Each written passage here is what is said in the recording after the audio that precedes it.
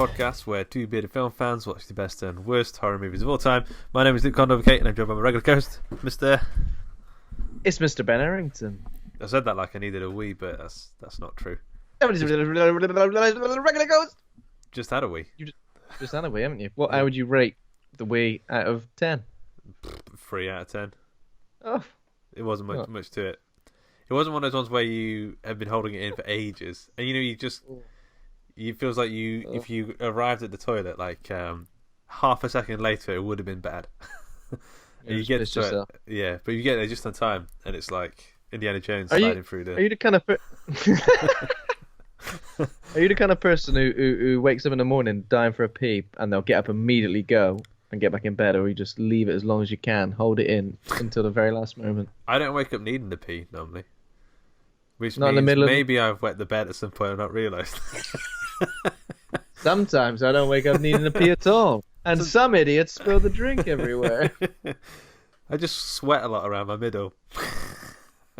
Oh, well, that's a lot of information.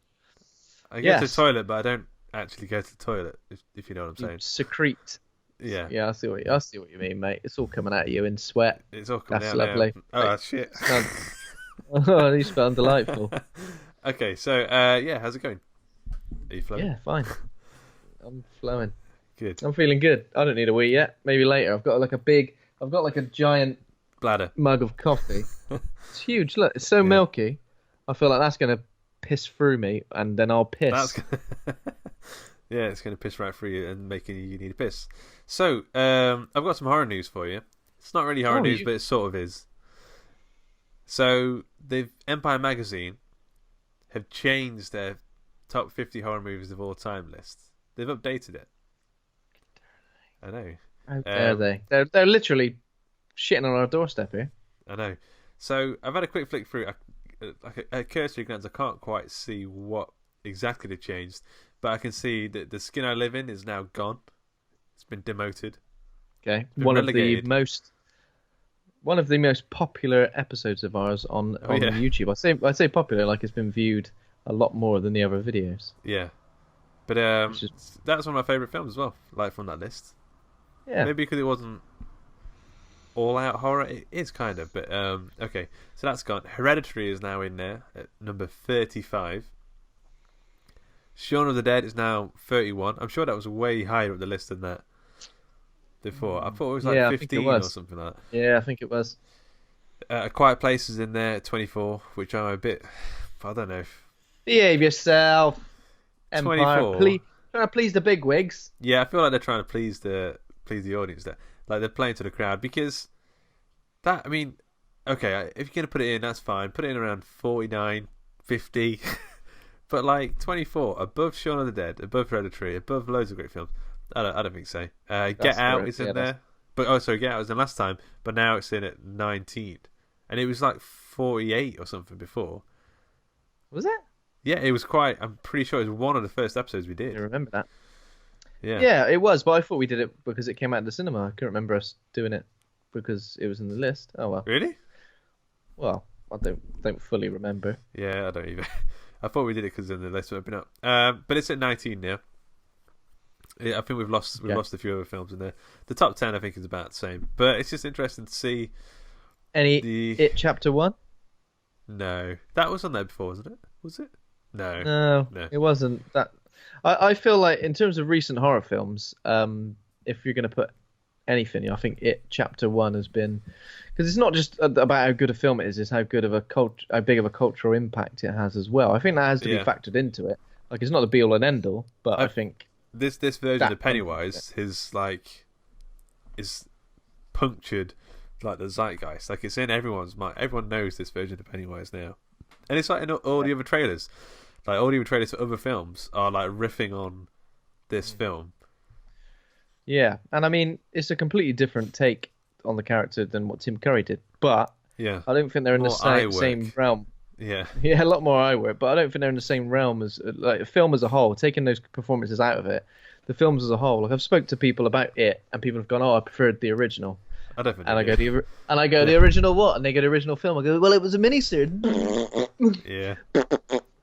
But I think they're not in the same realm at all, because it's there isn't any gore or guts or anything. It's kind of just a very stripped down version of the story that gets a bit tedious after a while. So yeah, I think if you're going to include anything in terms of modern releases, I think It Chapter 1 would definitely trump A Quiet Place. Yeah, I think so too. I think A Quiet Place is good. Like, it's very solid. I just kind of feel like it's I don't know. Maybe it's just me. It just hasn't impacted me quite as much as some of these other horror films. It hasn't impacted me at all. Like, it's not a film that I feel like I want to go back to, or it's not a film like I discuss when I talk about recent horror films that have, really done a number on me. Yeah. But maybe I'll go and give the list a little look and see how wrong they've got it. Should do our own. Okay. All right, Hangout guys, I'll do this list for you. Okay, have you watched anything good this past week? Have I watched anything good this past week? I have watched. I rewatched Hereditary. Oh, okay, cool. I watched it with someone who hadn't seen it before, so I got to see the instant reactions to some of the best moments in that film, like firsthand. Yeah. Even when I saw that things were coming, I kind of just had one eye on this person just to see. Oh no, like that. And I think it's even more effective than when I watched it in the cinema. Because when I watched it in the cinema, like, the people I watched it with, people are laughing at stuff, and there was a general confusion amongst the audience. There was a general in the audience, and he was saluting. He fired his musket at the screen.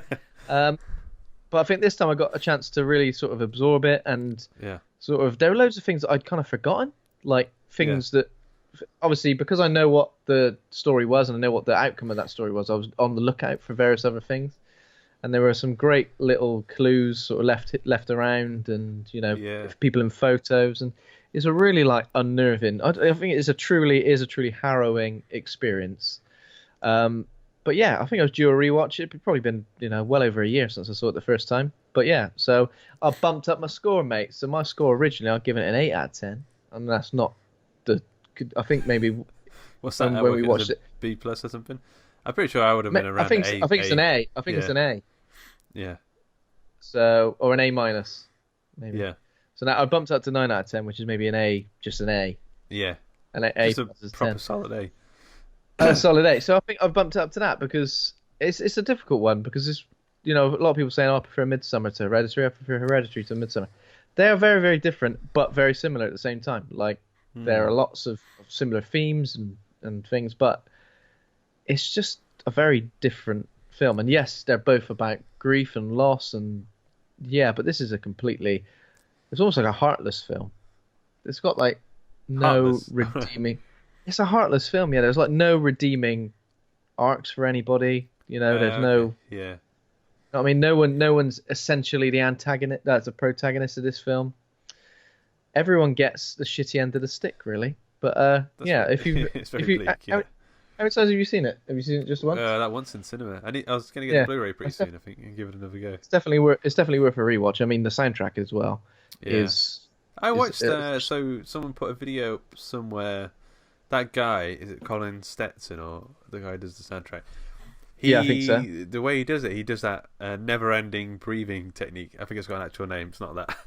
Where it's like the way he plays the saxophone or the trumpet, he's like breathing in through his nose whilst he's playing out at the same time. So it's like continuously looping over. Yeah, it's insane, and it sounds fantastic. His lungs are so strong, he could blow up our water bottle. I think the way it works is one lung exhales and the other lung inhales at the same time. So it's like. Yep. It sounds pretty good, but especially the finale and the final swell of that music as sort of things are revealed, and it's just bizarre. It's a really unnerving. It gives me the creeps. And there are so many moments in this film where if it was a sort of different filmmaker or one of the standard jump scare crapolas. There are so many moments where there's a jump scare there. A jump scare could go there, but they're not. Like the jump scare sort of moments are like almost silent, and someone in a corner, or just I'll never forget that bit in the cinema watching I think one of them wakes up and he thinks he sees a ghoul or a ghost in the corner of the room. And I don't think I've seen the film ever do it quite as effective as that, where you're really not sure if there's something there or not. So I'd like to watch it again just to see. There's a few moments where it's sort of like POV, so it kind of just skims over something they're looking at, and you kind of see it in real time. And yeah, I mean, they're so effective, those moments, and even the moments that are jump scares essentially are just done with such patience, I guess. It's just like you know you're waiting for something, and when it comes, you feel like it's earned. That it made me go, whoa! I'm looking forward to go again. It'd be good. That's kind of it. I've been watching a few other bits and bobs, but nothing particularly horrific. I saw a cool short film. I don't watch short films very often anymore. Every now and again, I'll randomly stumble upon one.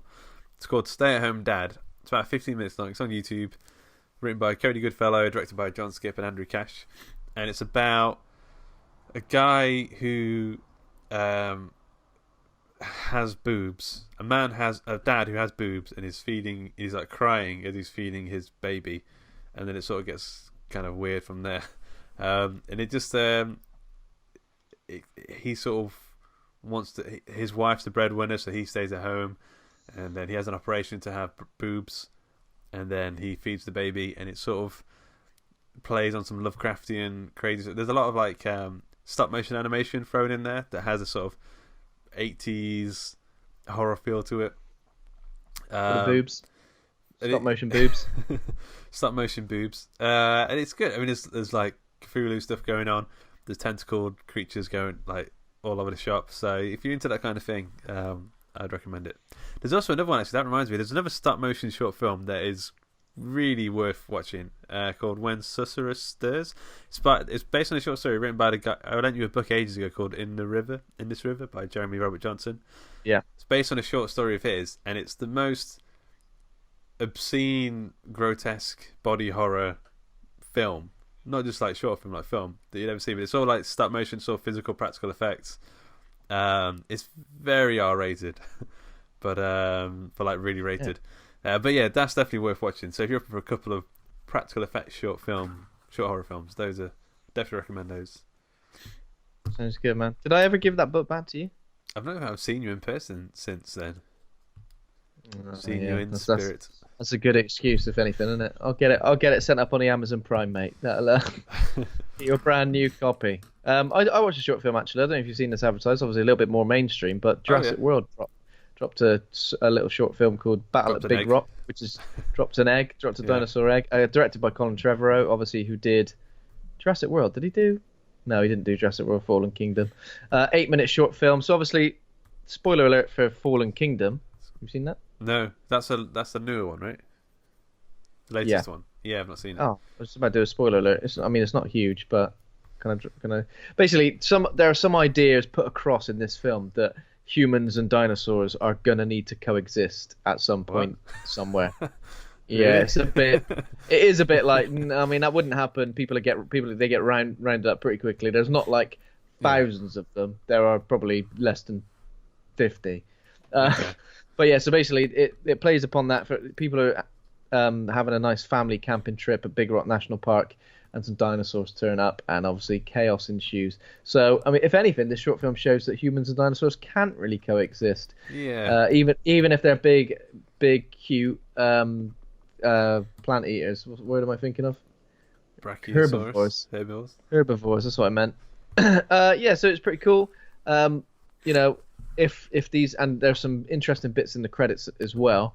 They're pretty fun. They kind of lean even heavier. More heavily. Yeah. There we go. I'm good at that. I'm good at the English, mate. I'm a writer. Remember that.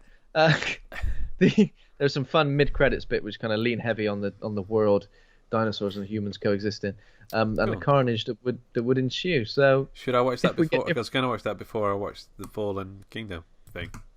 Yeah, watch it before. I don't think you're not gonna get mugged off. Fallen Kingdom, there's not like stuff in it where you're like, oh wow, this has completely changed my idea of what a Jurassic Park film could be. Yeah. It's just like this. It's a bit like, yeah, okay, fair enough. All right, is that like an impression of one of the smaller dinosaurs? Is it?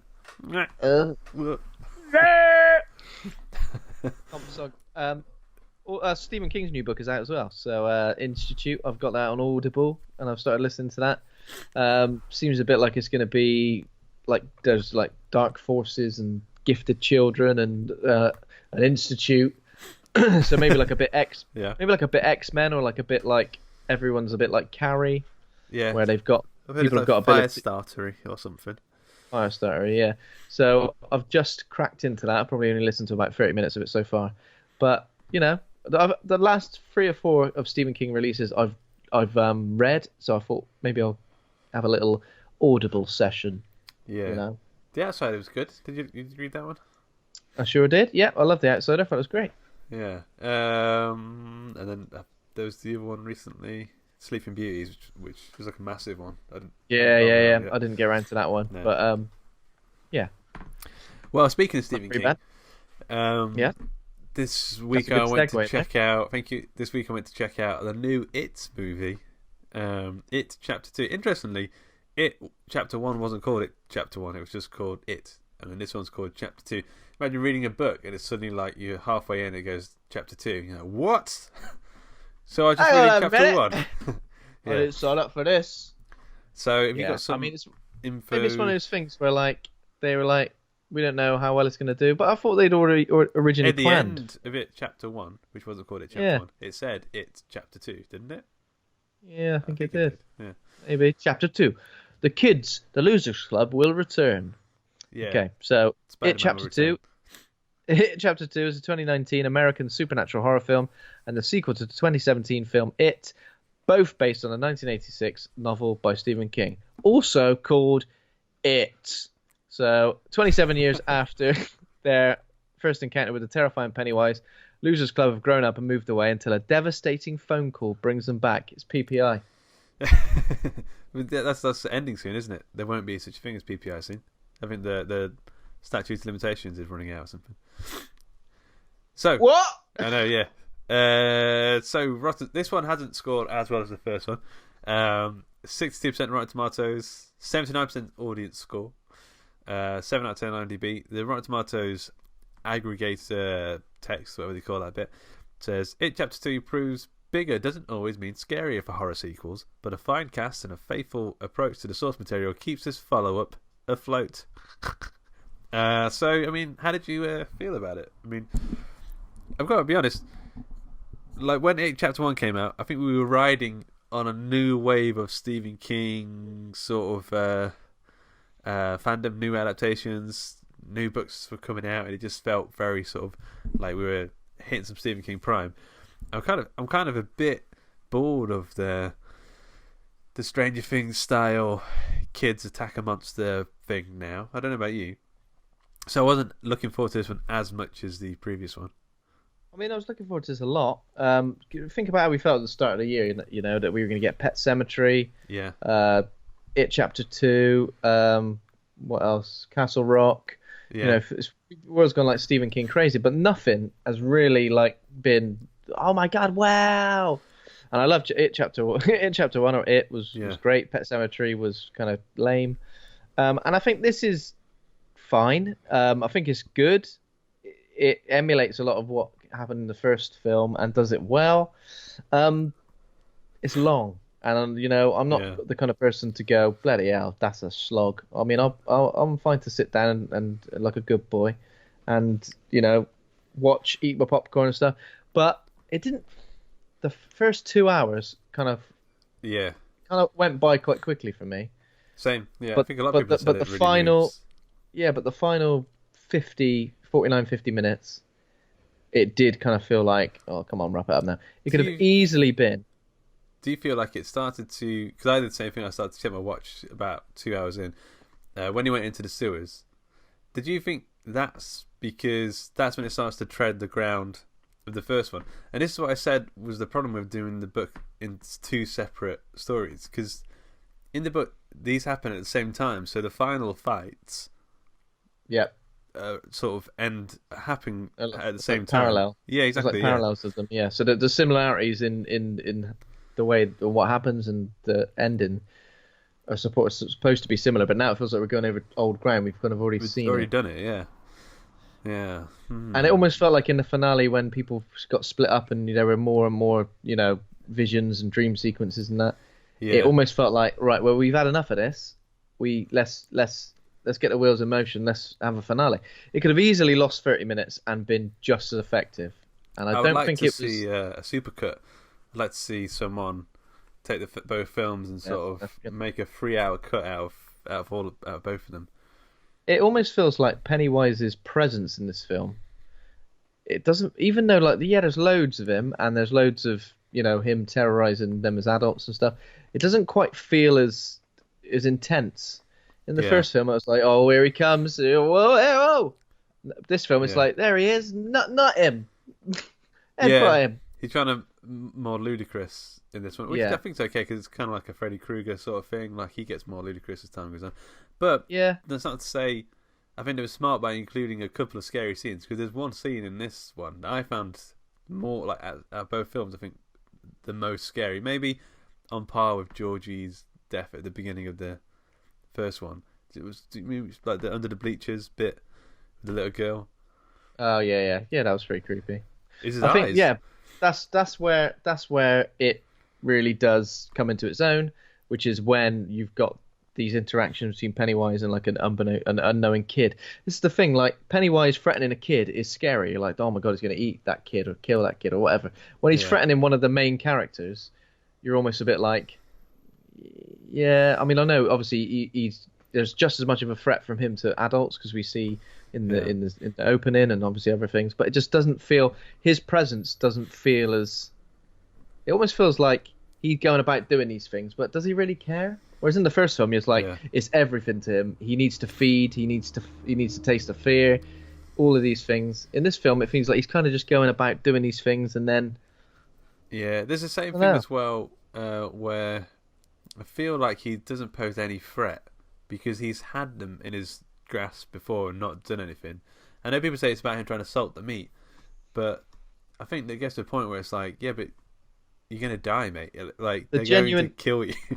You need to. A genuine threat, I think, which I think he does well in the first film as well, is when he manipulates others to like attack the Losers Club. So Henry Bowers in this one, does feel like a genuine threat. Even though it's a little bit goofy, I thought the Henry stuff this time, but when he's got a knife, like he's a physical presence, and he does feel kind of scary. But again, I feel like he was gone. He was done and dusted and dealt with pretty quick sharp.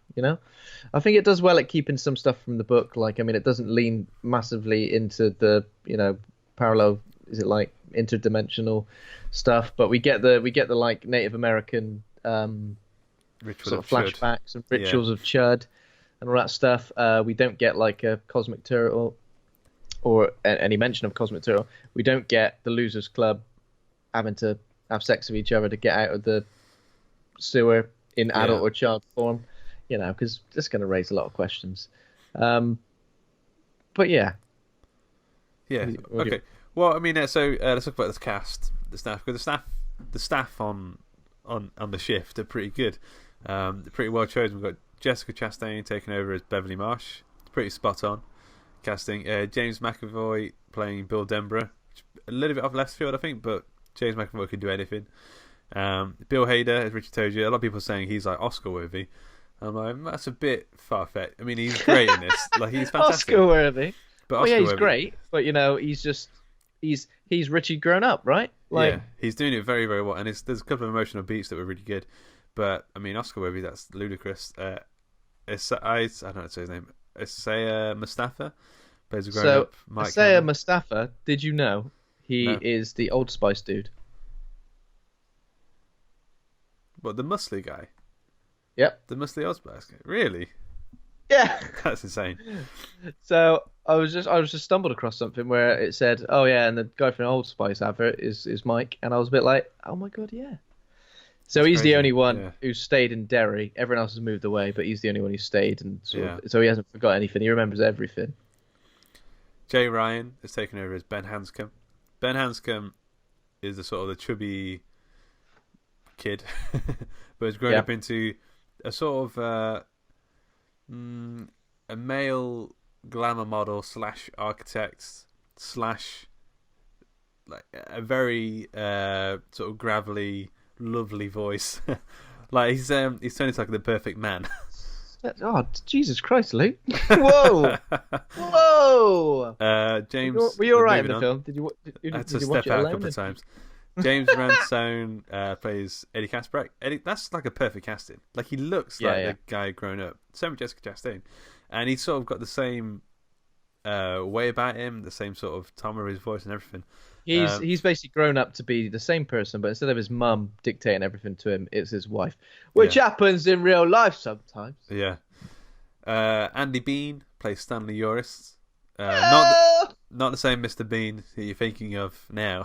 Different Mr. Bean plays Stanley Uris. I mean, he looks a lot like how you'd imagine a grown-up want to be. And Bill Skarsgård plays Pennywise. He looks exactly like he would grown up for 27 years. It's fantastic work. So, there are a few Skarsgårds, aren't there? There's Alex Skarsgård. The dad is like. There's a family tree of them. If you look, like there's tons. Stella Skarsgård. But I get confused. There's a Peter Sarsgaard as well. He's not involved, is he? I don't know. Nobody knows. That's the thing about them. Nobody knows how many's in the family. Even they don't know who they're related to. They just assume they're related to everyone. One of them pops up as the lead in a film every now and again. Oh, I didn't know bloody Bill. I didn't know Bobby Skarsgård was any good. Oh yeah, he's won an Oscar now. It's like the what are they called? The family who's in everything in American films. Baldwins. Yeah. Although we only care about bloody one now. Baldwins. We only care about Bill Skarsgård is only 29 years old, which means he was only 27 when he played Pennywise originally. He's pretty good. He is kind of freaky looking in general. Like that eye thing, that's not special effects. He can move his eyes independently, like a chameleon. It's very dribbly. It's very very dribbly, dude. That's why they cast him. They were like, I can't read the script.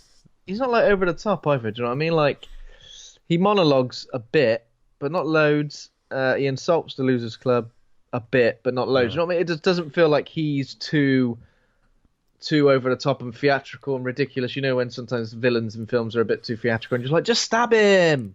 Yeah. He's doing all this, just stab him in the neck. So that's one good thing. Yeah. So we start off exactly the same as the book, which so there's basically a young gay couple get abused, and it's quite difficult to watch. Really, it was difficult to read. Because the homophobic youths, I mean, they're little shitbags, mind. There's one of them in particular. I'm like, oh, you little shitbag! Yeah. I would like to kneecap you. Steals the hat. Steals the hat. The one who steals the hat on his head. Yeah. So they beat up this gay couple and they chuck one of them over into the river. And just as he's being dragged away by the river, Pennywise finds him, pulls him out, bites his boob, eats his boob off. This is weird. Like I feel like as an opening scene, maybe we didn't need to see that. Maybe we could just seen Pennywise take him and then couldn't find him, and then the balloons float out from underneath the bridge. We kind of get like the exact scene of Georgie getting his arm bit off, but obviously out not in broad daylight, but out in the open like that. Considering, I don't know, it feels like, would he let someone see him and not? Yeah, I know what you mean. It's I saw some people saying that the scene was unnecessary because of the gay bashing aspect of it, but I feel part of the book that gets lost in the translation is the fact that when Pennywise, every 27 years, it's not just Pennywise that returns, but it's like the evil of the town. Like the town itself becomes infected, and I think what feels particularly impactful about this is that obviously Pennywise, in terms of this gay couple getting attacked and one of them getting thrown into the river, like that person's a victim there. They've been a victim of an attack, but Pennywise is attacking and killing him. So it's like, obviously Pennywise has got absolutely no, you know, he's an opportunist, compass. If anything. He's got no moral compass. Like he's not thinking, right, they were attacking them, I'm going to go and kill them. And his moral compass is, well, as I said, he's opportunistic, where he's just going to kill and eat whoever's fallen in the river. Gay, straight, black, white, he'll bite you and on the suck bum you. And the boob. On the bum and in the boob. And then the boob and then on the bum and then rip your arm off. And it don't matter. See, that's why he goes for kid. It's weird, though, because in It Chapter 1, does he kill any adults? He kills this same adult. Well, they're kind of like young adults, aren't he? Um, Adrian, I think they're yeah, okay, I got you. Yeah, opens in the same way. Oh yeah, this is the first scene of the book, isn't it? Is that right? Yeah, and then it cuts to the Georgie scene. So then we kind of have a whole section where Mike is calling around everyone, and we get to see they've all moved on in their lives, and they've all become very successful in different bits of their life. Like Jessica Chastain is now owns a clothing label. Bill Denver is now the Stephen King. Essentially, he's a novelist with movies out, and they keep joking about how he can't finish, can't end books properly. Yeah, it's a bit harsh, isn't it? Ben Hanscom is like I said, a male model, super sex / architect. Who else? Richard Tozier, the stand-up comedian in America. Eddie Kaspbrak he owns like a limo service in America, in New York. He does what does he do? Like risk assessments or something like that. Oh, I think. Yeah, they changed that then because they did change it. That makes more sense though. Risk assessment does make more sense for his character. And Stanley seems to be fairly successful. When we see him, they're either booking a holiday to like Bali or something like that, or somewhere nice. Yeah. He seems to be doing all right for himself. Maybe he's saved up. But yeah, everyone sort of reacts in different ways. They've all kind of forgot about it as well, haven't they? And they've all. Yeah. But just hearing, come back to Derry because it's returned, it does sort of awaken something in everyone. Because when you think about it, if this was real life, a lot of people just wouldn't come back. They'd be like, "What?" Especially if they didn't remember, they'd be like, "What? No, I got fingers on, mate." But they see the scar on the hand, and it's like the first time they forgot that it was there or something. So everyone reacts differently. Richie throws up. Eddie crashes his car. But yeah, everyone does agree to come back except Stanley. Yeah. Who very quietly and very, there's no hurrah about this. He just goes and commits suicide in the bath. Yeah. So Jessica Chastain, I keep saying Jessica Chastain. What's the character's name again? Bev. So she's in an abusive relationship. She gets a call and she's like, "I need to head back." And then her husband very quickly realizes he's an abusive husband, controlling, a bit like her dad, a bit of a parallel to her dad. In the book, there's a great bit where she steals, because he gets the belt and he's trying to whip her with the belt. It seems kind of harsh for the first 5 minutes of the movie for this scene. It's pretty high energy. Yeah.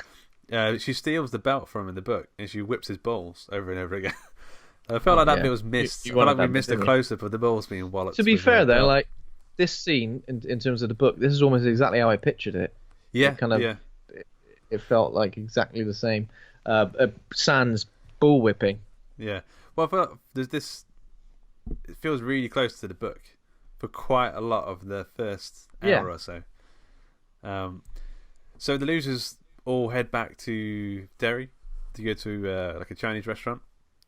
Get yourself down a local Chinese. What I want to know is what the conversation they had. Where should we meet? Because, as kids, they probably didn't go out for Chinese meals together.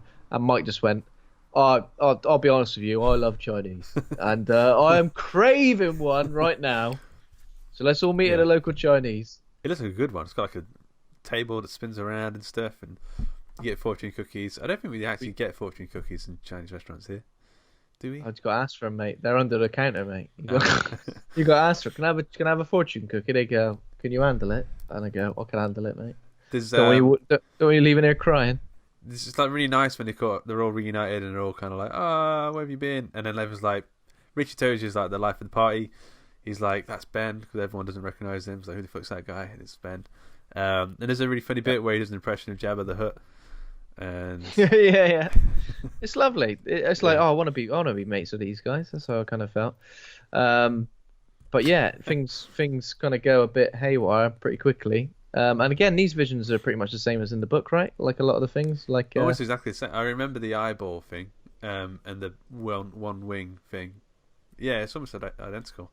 Yeah, I mean, this is the thing, right?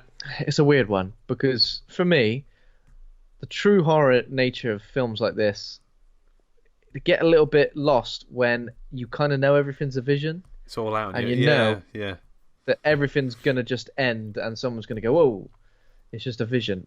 I feel like you do kind of lose. I mean, I know that's how it was in the book, But you lose some of the genuine in the first threat. Film, I thought the whole idea was all these visions were still Pennywise. So like later in the film, we've got the leper man. He was still Pennywise in the first. Yeah. It was still like he could die at that point. Do you know what I mean? It felt like the stakes were at the point where Eddie could die if he was caught by the leper. In this film, it was just a vision. It wasn't actually there. So there was never any threat, or it felt that way, and it never felt like there was any threat of him dying. It definitely felt like that way, because sometimes people would end up in scenarios and they'd look back at the scenarios and the place where they were was completely different. Yeah. Almost like Pennywise had created the vision of that. And again, that does kind of take away the genuine threat of Pennywise, because there wasn't really much consistency, I guess. Yeah. Yeah, but they realised that the fortune cookies has bits of paper in it. It spells out, I guess, Stanley couldn't cut it, and we find out that he died. There's a weird. This bit wasn't in the book. Was the whole idea of Bev saying that she saw them all die, and if they don't stop Pennywise, we're all going to die at some point. So they have to stop Pennywise. Were we made to think that she'd seen that when she saw the deadlights in chapter 1? Yeah. Oh. But so Mike's trying to get them all to stay, because they've all suddenly remembered Pennywise at the same time, right? So they're all trying to leave. They're going back to the hotel.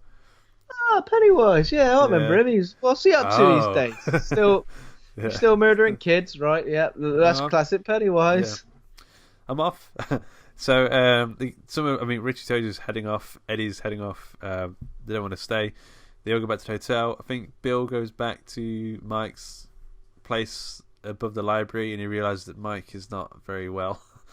Like he's living in like Mike's squalor. just basically obsessed. He's living in squalor, but he's obsessed with Pennywise, and he knows all this stuff. So he met like a Native American tribe who showed him a vision of it arriving to Earth. So we see it in like different forms. So it's obviously taken different forms over the years.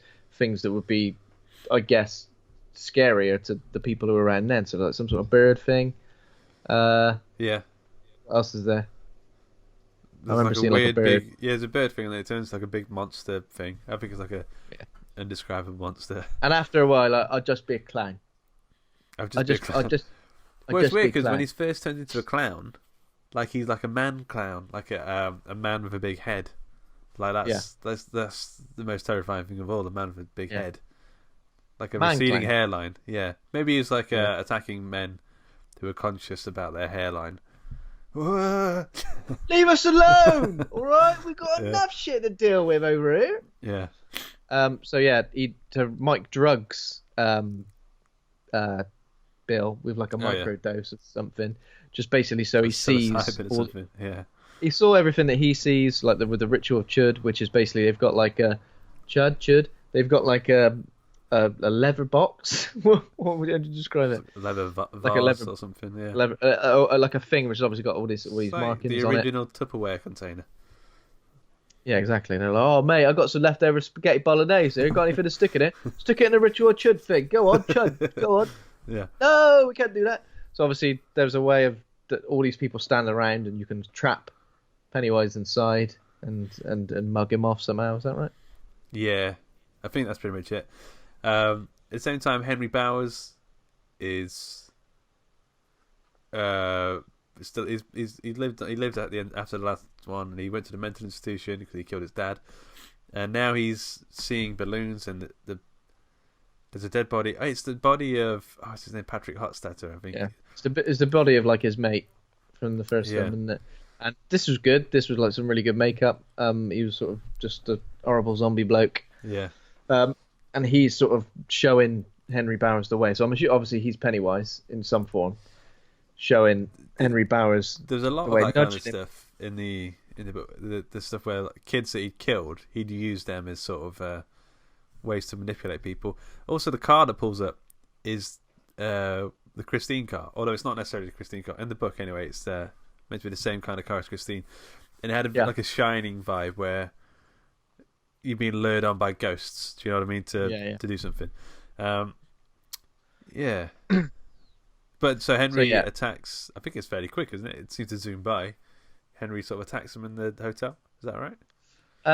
So I think before that happens, I think they have So he escapes, but then I think we understand what each loser from the Losers Club has got to do. They've got to like retrieve an artifact from their past, and they're all told that they've got to like split up and go and find it. I guess this is another thing that kind of happens that really does prolong the running time, is that everyone goes off and has like their own individual little experiences with Pennywise when they try and find these artifacts, which they don't really know. Obviously, Mike is the one saying, "Go off and get your artifact." What would your artifact be, Luke?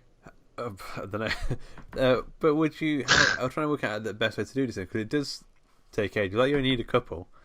Like I think you just need the main one. So maybe Jessica Chastain's Bev's one, because that's quite a good one. This is pretty good, yeah. So Beverly obviously goes back to her old home where there's a elderly woman living. She invites her in for tea.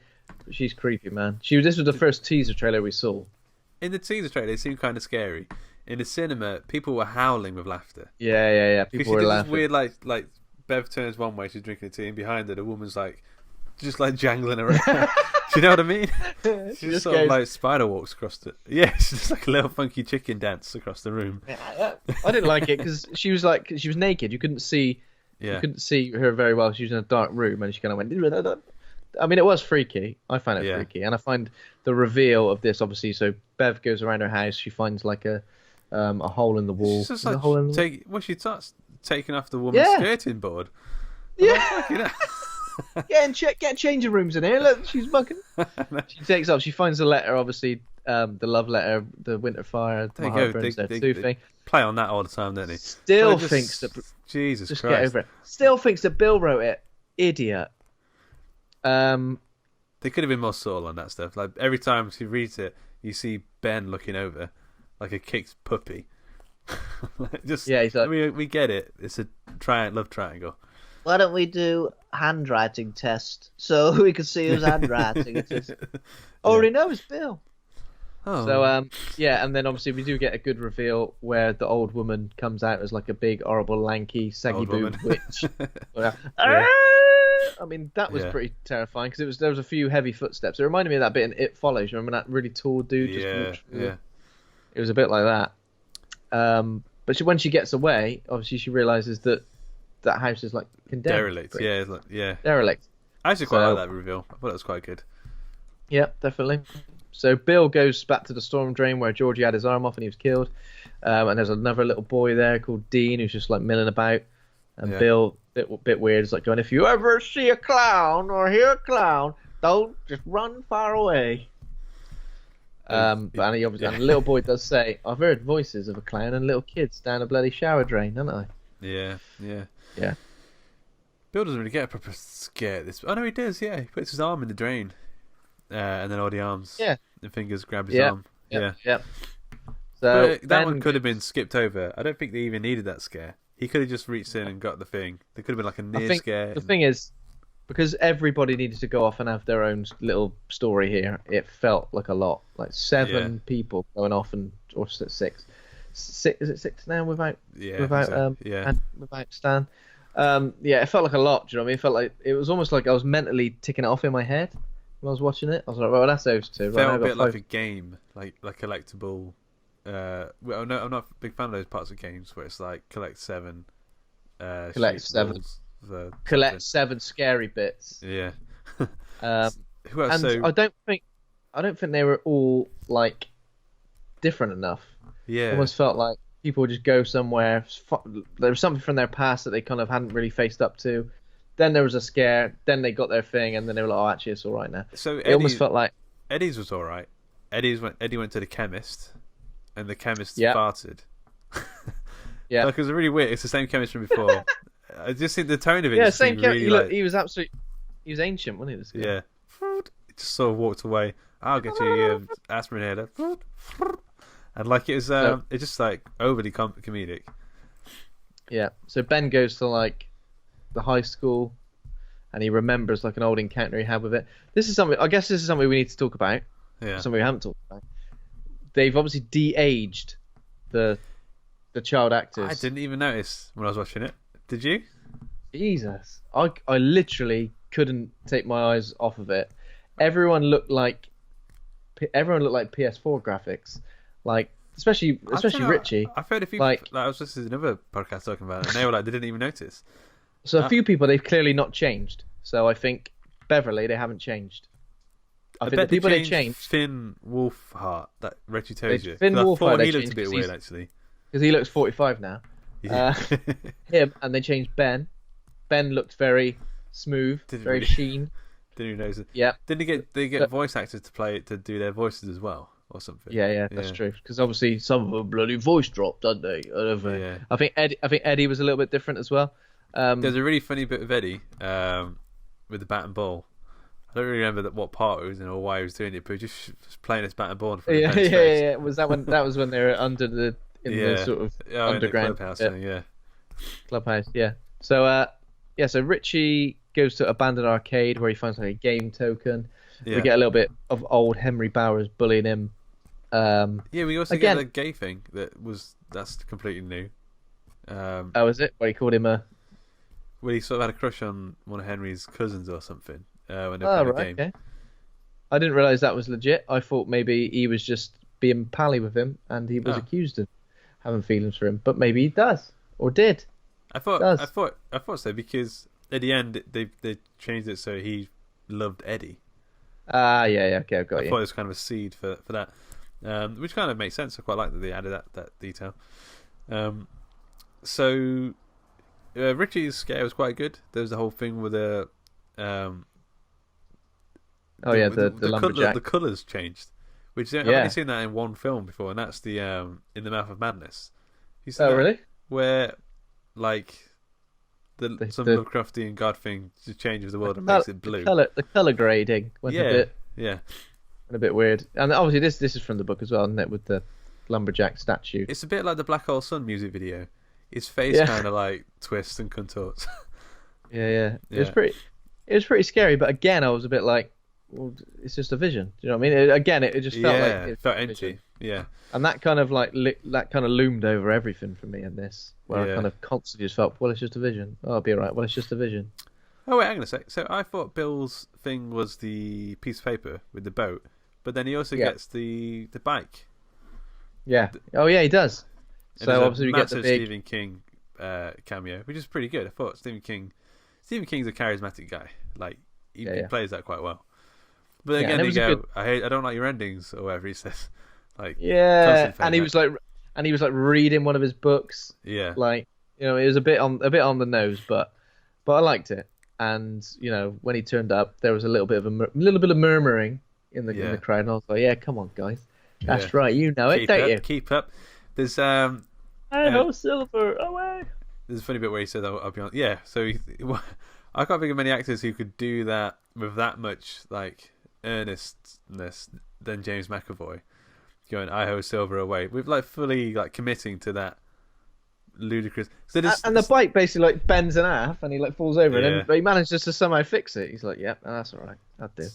So there's a couple of things. So they're playing to the book, but I don't think it translates that well to today. Like when he say like "beep beep, Richie," that stuff's kind of good in the book, but those sort of Stephen King-ism jokes, I don't think play very well in today's. Yeah. You mean when the Losers Club are saying that? Yeah, like... the way they sort of talk to each other, it kind of doesn't feel like, very real. Like adults or like friends wouldn't say that kind of thing. Maybe back in the 80s or whenever. I even doubt it then, but yeah, because back then it kind of feels a bit like a sort of time capsule where you know, where anything goes essentially. But when like when Jessica Chastain is saying it to Richie, I was a bit like, you what?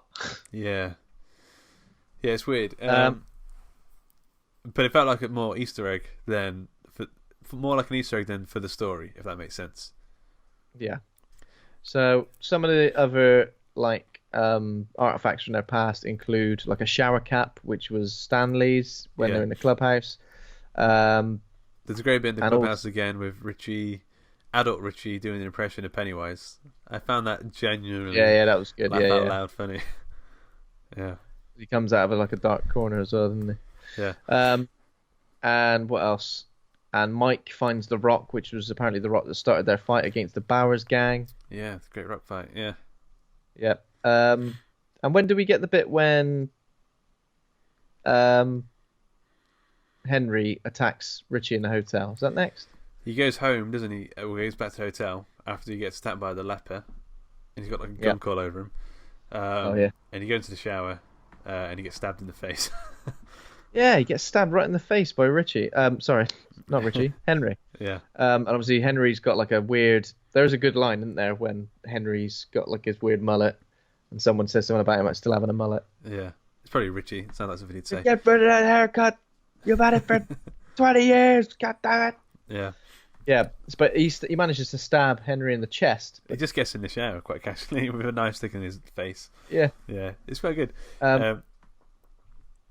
Then so yeah, and around about this time Henry gets away, but then the group receive a phone. So most of the group are together now, but the group receive a phone call from Bill, who's obviously going through the mill. He's like, I failed to save Georgie, and then there's another boy, this Dean, who is at a carnival. So he sort of goes.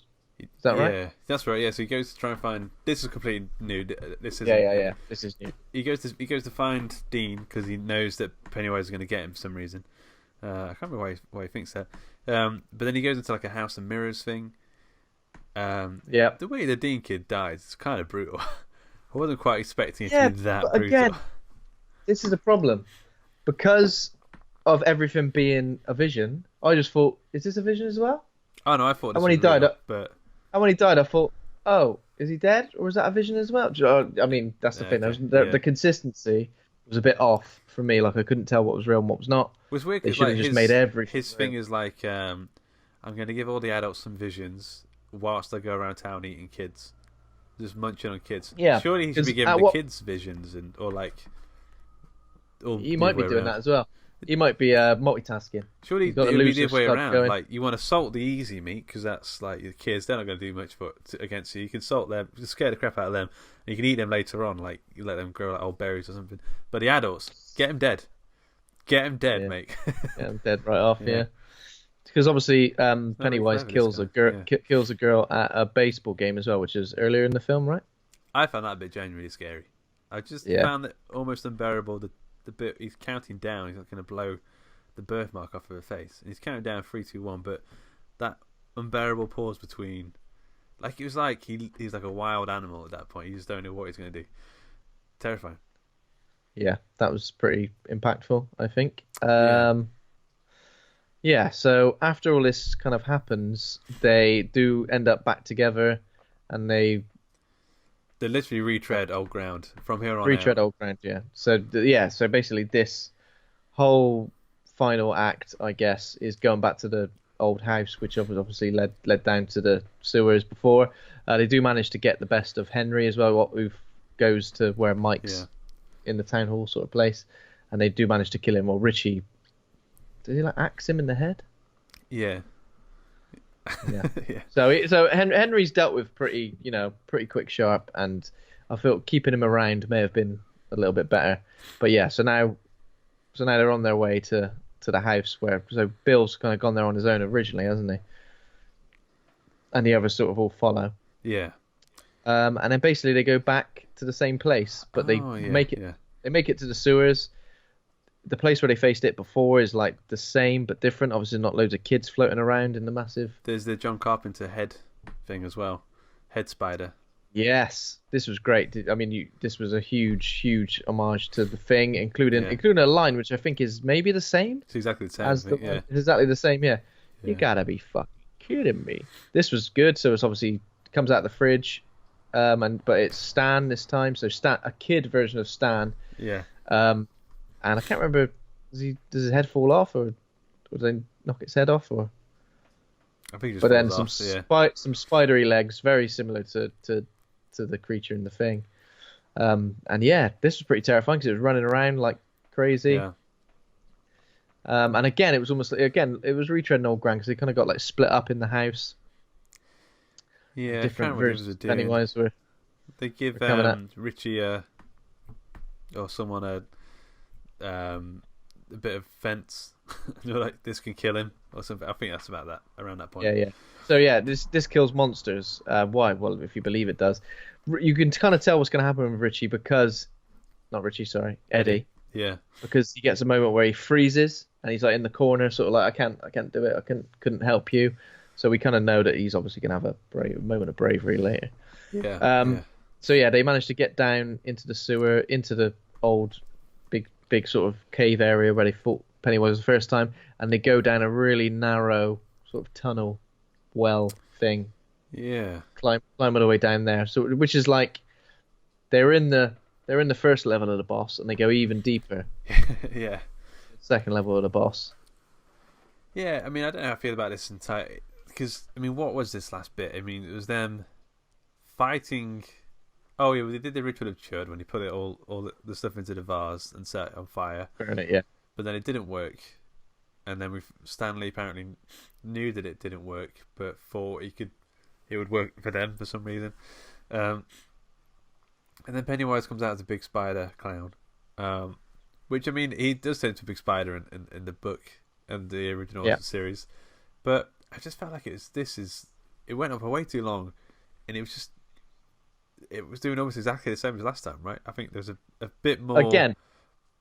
It felt like a video game boss where like it's massive and terrifying, but like it's not. If you just move or just hide behind things, it's going to be fine. Do you know what I mean? It's going to go again. And I think they could have done a little bit more with the creature design here, because it just felt like Pennywise stuck on a big spidery body. It just felt like one more of his design, like one more of his, because the Spider-Man is the big reveal of who he really is, but it still felt like he was. So it's supposed to be like the only thing that like human eyes and brains can put a vision to. Yeah, it's almost like we can't comprehend the true nature of what it is. So that's what we kind of see.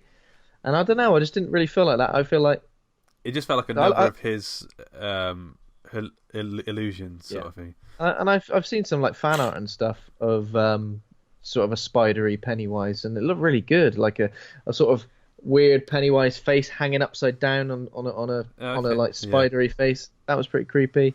I quite like the deadlights sort of coming down and sort of just hovering there. Yeah. Because they did some good stuff as well, where the deadlights sort of shone through the back of Pennywise's head. Yeah. Like opened his mouth in a big horrible flap. I feel like could have done with the extra cosmic stuff, like the turtle, or like some weird. It didn't have to be a turtle, but some weird extra dimensional kind of. Is it the macroverse? The macroverse, yeah. I mean, it could have easily got there with that. Just to separate it from, like if they all got caught in the deadlights and then there was a battle on some other cosmic plane in their minds or something. Because I feel like the visions now took me out of the final battle. Yeah, I felt like Beverly being in the toilet with the blood rising, Ben being in the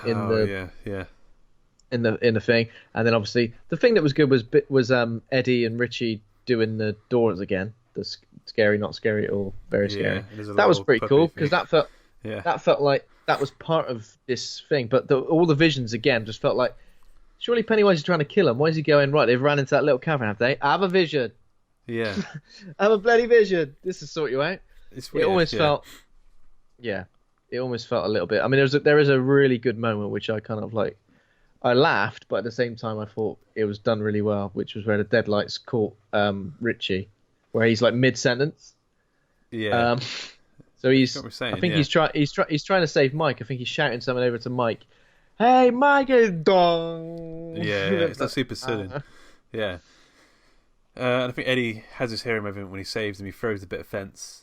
And he thinks he's killed him, but then he gets... This is another thing, like, they all go into this final battle with Pennywise. I mean, I can't remember what it's like in the book, but with nothing. They've got no weapons, no... Yeah. Apart from that bit of fence, they've got nothing. I think as kids, you kind of think, what are kids? They're going in there, they don't really know what's going to... But as adults, you might go, I'll take a bloody crow. Yeah, some baseball bat, rip a spoke off your bike, use anything. Yeah, and it almost felt like, what are they going to do when they've actually got to fight this big spider? Just run away, because there's nothing they can do. Yeah. There's the big reveal where I didn't really like this bit, to be fair. Bev and Ben, they're made to be with each other because they've got one letter difference in the name. But they're kind of like, they're going through their own little visions. One's getting buried, one's getting drowned in blood, and then they hear each other saying the poem. Swanning on about that poem. Get over the poem. You're both maybe going to die. 35 years old. I wrote a poem 27 years ago. It was top quality. Yeah. Get over it. Ain't that good? My heart burns there too. Where? Yeah, we got about mate. In the fire. Shut up, mate. Grow up. They save each other, and they I don't think they smooch, but they're a little bit off smooching. Maybe they do smooch. I can't remember. They smooch a little bit later, don't they? Yeah.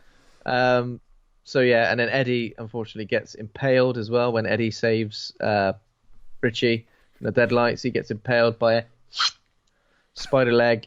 Yeah. And yeah, it basically seems like, well, they're not going to be able to beat him in any way.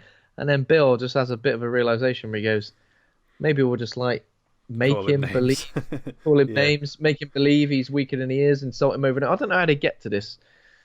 So someone said earlier, it's something like things can only act in the way they physically are in the world, or something like it's something way smarter than that. They can only they're limited by their physical presence in the world. So they think if they make him be something smaller physically, they can damage him. They said you just call them names. They're like, you're so small, you're really small. God, how small are you? Really small. God, you're so small. How small are you? I'm getting really small. I can't remember. How did they beat him in the book? Is it macroverse turtle shit? Well, so Eddie's a spider. I think they just sort of murk him. I think the whole thing is like, yeah, I mean, they put a glass on top of him. Yeah, throw him outside. So I think making him a spider is kind of bringing him into like a physical form. So, and it's like shooting out eggs. So there's gonna be mini Pennywises, and Ben is like stomping on the eggs, and he what's his name gets a leg through him. So he does. That's the same. But then I think they just sort of stabbing him and shit. I can't really remember. But maybe it's more than that. I think the whole thing was making him a spider was making him a physical thing that could be hurt. I can't quite remember. It's pretty not that clear, abstract in a way. They make him shrink into like a little deflating helium balloon, like bird poo. He looks like at the end. Look at you, you're weak, you're small, you're just a load of bird shit. You're just a load of bird shit, and I don't care. And they pull his heart out. Yeah. And they all squash his heart together until like he's dead, you know. But unfortunately, they've lost Richie. He dies. Eddie. They all manage to escape. You know, this is a classic, like everything collapsing. You know, we've beaten the boss. Now everything's going to collapse in on itself. Yeah, a little bit too. But they get out. Sad. But in the book, it's all of Derry, isn't it? Which like. Pretty much, yeah. So there's floods throughout the entire town and stuff. Like the sewer, like everything kind of collapses in on itself. Yeah, it's like more apocalyptic. Nice place to live, isn't it? And also there's like stuff happening in Derry. There's like all the evil infection is spread everywhere. So I think there's like lots more bad stuff going on. So they all get flushed out into the same. They go to the cliff, don't they? And they jump into the water again like last time. Yeah, so obviously they're reminiscing about when they were younger. They finally beat Pennywise, but they've lost another of the losers. Ben and Bev jump in the water. They have a little kiss underwater. Yeah, I don't know. I don't know how good that would be. Yeah. Yeah, you get all the water in your mouth as well, wouldn't you? It's fun water. Richie returns to the bridge where obviously there's some initials carved in, and it's him and Eddie. So are we meant to believe here, obviously from what you said, that they kind of loved each other, or were they just such good mates? No. So Richie loved Eddie. This is the way I took it. Richie loved Eddie, but he never told Eddie.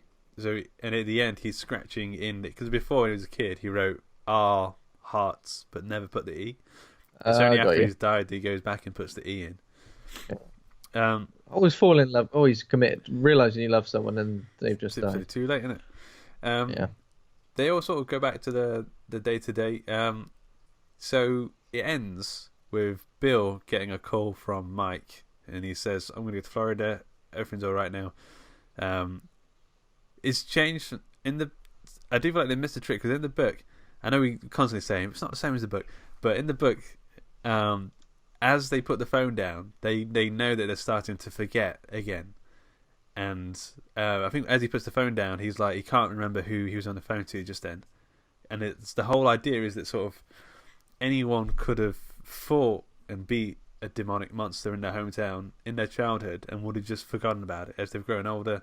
They would have just sort of grown past that and sort of. So we might have done it, mate. Exactly, yeah. But that's like the kind of a brilliant thing about the book. I kind of feel like I got a bit lost here. Yeah, that's good.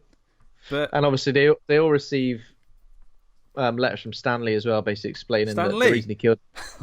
From Stanley, he says, "I'm gonna Excelsior." True believer. I'm gonna make a great comic book out of this creature. Spider-Man will return. The Spider-Man will return. And they go, "Oh, thank God." Yeah. So basically, he explains that he would have held them back, but he knew they could defeat it basically without him if he took himself off the board. That's lame. Did he say that? Yeah. He says, like, I killed myself and I took myself off the board, so it wasn't like I just didn't go. I didn't turn that's up. Lame. I think he should have died because he was too scared. That's the whole point. It's like a lame excuse. Why couldn't you come? Why couldn't you come? I knew you would have done better at football if I wasn't on the team. Why didn't you come? You said you were going to come. I didn't come because I was dead. That's the best reason. Yeah. All right. I knew you were going to do better at laser tag if I wasn't there on the team, shooting at the wrong bits. Yeah, it's a lame excuse. Tag. Yeah. What a letdown. Okay, so I've got some trivia. It's quite hard to find trivia. Weirdly, it's quite hard to find trivia for this film. Number one. Which of the actors in the Losers Club used to actually be a clown? You don't say that. No.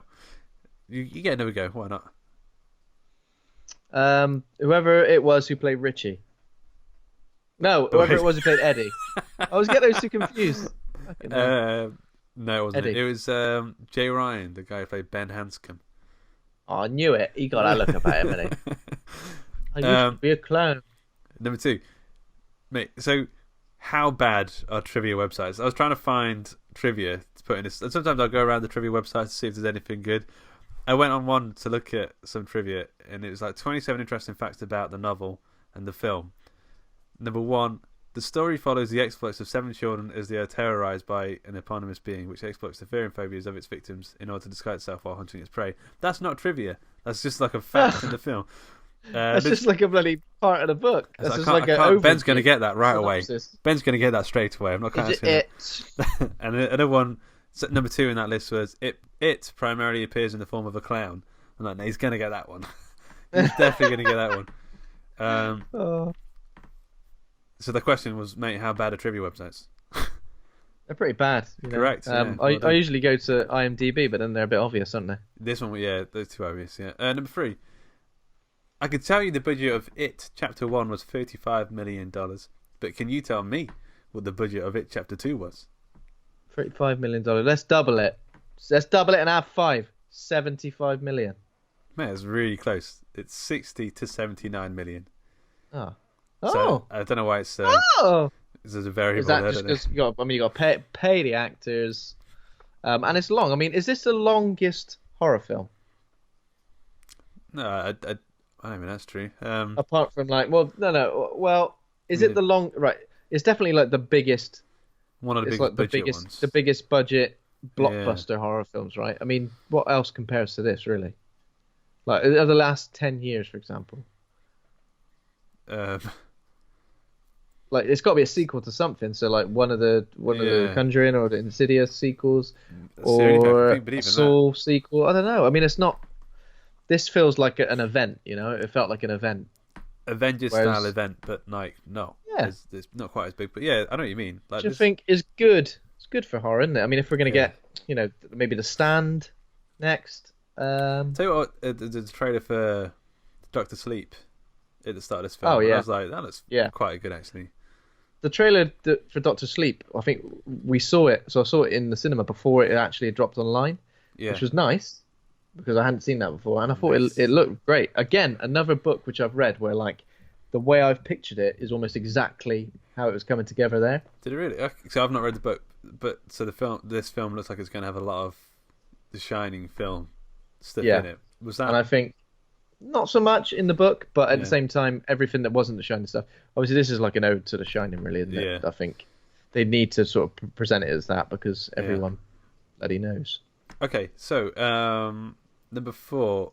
In an interview in July 2017, the child actors from the film, first film, were asked which actors they would choose to play them in the sequel. 2 of them were correct, with who ended up getting cast. Can you say which 2 were correct? Well, I'm assuming the biggest names, because you wouldn't just name some run. So I'm assuming James McAvoy and Jessica Chastain. Jessica Chastain was one of them. Sophia Lillis said she wanted Jessica Chastain. Finn Wolfhard was the other one who suggested Bill Hader. Bill Hader. Okay, yeah. It's got to be known actor. I'm sure Mike, the kid who played Mike, would have gone, that bloody bloke had an Old Spice accent. There's a guy who used to be a clown before he was an actor. Yeah. I think he'd be great. And get him. He used to be a clown. Yeah, the Old Spice guy as well. So, last one. Which actress appears in both films playing different characters? It was Eddie's mum, Eddie's mum was the same actress as playing his wife, and I noticed that immediately. That's I don't correct, know what her name is. Molly Atkinson plays Myra Kasprack, Eddie's wife, as well as I went Sonia like this. Kasprack. This is what I did. I saw it. I went, that's the same actress as played his wife, and someone went, shut up. There's a few things like the chemist. I was like, I'm pretty sure that's the same guy from the first one, but it's been so long since I've seen the first one, I can't remember. It's definitely the same guy from the first one, and there's also his daughter or whatever she is. Yeah. Grown up, still chewing a bloody chewing gum. Bad for your teeth. Cool though. It makes Derry kind of feel like a real place when they have stuff like that.